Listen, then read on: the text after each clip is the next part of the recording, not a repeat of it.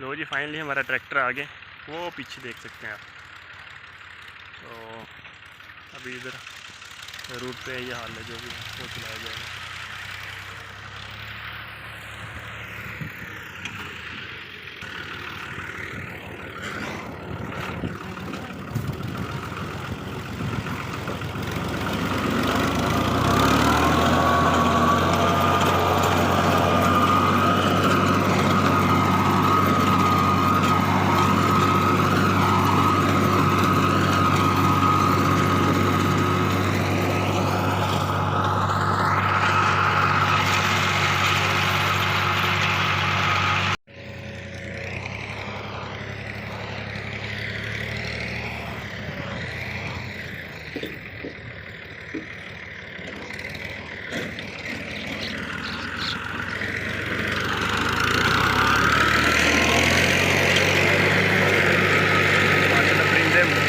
भाग रहे हैं, कीड़े मकोड़े से निकलते हैं उनको खाने के लिए।